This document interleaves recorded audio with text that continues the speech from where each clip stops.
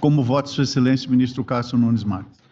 Obrigado pela palavra. Cumprimento o eminente presidente, ministro Edson Fachin, cumprimento todos os ministros da Corte, na pessoa da nossa decana presente, ministra Carmen Lúcia. Faço também um cumprimento especial aos parlamentares presentes, advogados, todos os servidores. Inicio, presidente, fazendo um registro, imagino, mais do que justo, pelas preocupações trazidas pelo eminente relator, ministro André Mendonça, de tentar buscar uma solução para um problema que não tinha sido ainda devolvido a esse Supremo Tribunal Federal. Então, quero cumprimentar o eminente relator, que, mais preocupado em uniformizar, dar uma solução e uniformizar, nos traz suas considerações, sem absolutamente nenhum proselitismo jurídico, com uma serenidade, diria uma serenidade e uma mansidão bíblica. Então, parabenizar Sua Excelência. E, para não ser repetitivo, entendo que o ministro Flávio Dino já iniciou a oração num ponto que eu entendo que é bastante cirúrgico.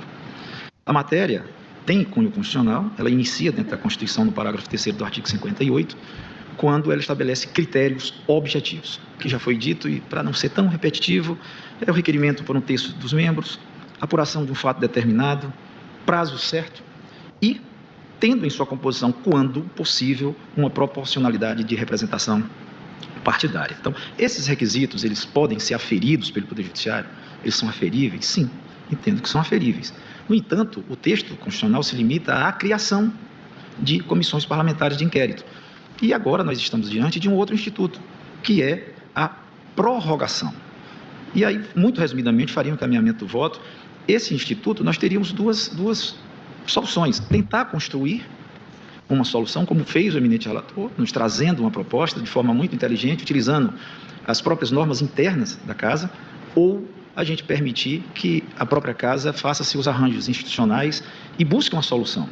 Ele merece sobreviver com um arranjo feito pelo Poder Judiciário, ou ele não deve existir enquanto a própria Casa não o regulamenta. Então, discordo do eminente relator nesse aspecto, entendo que a construção que ele trouxe é uma boa solução, porque ele não parte de nenhuma criatividade do mundo fenomênico, ao contrário, é calcada exatamente na Constituição e nas regras que existem, mas para esse caso específico me preocupa não permitir que a própria Casa faça seus arranjos normativos. Nossa preocupação, pelo menos o que eu sinto nesse momento, é que essa aferição ela tem que ser feita pelo próprio presidente do Senado Federal. Se há um desvio de finalidade, se havia ou não naquele momento, porque havia uma discussão se haviam só 166 assinaturas ou 171, e isso é uma margem de discricionariedade para o próprio chefe de poder. Amanhã, como lembrou o ministro uma vez, a gente poderia estar diante de um auferimento ou de um não preenchimento desses requisitos constitucionais diante de uma decisão vinda do Supremo Tribunal Federal de suspender um inquérito parlamentar, ou de como se faz nos policiais, de chegar ao trauma, seria traumático de trancar um inquérito. Então, a se evitar isso, a gente permite que, assim como o Poder Judiciário, debatemos o Poder Judiciário, ontem tivemos uma pauta de debate do Poder Judiciário, permitir que o próprio Parlamento faça esses seus arranjos. E daí, com mais razão ainda, e me preocupou, diante dessas claudicâncias, tratar da matéria em sede de mandado de segurança. Então, eu louvo a atitude do relator de tentar trazer uma solução.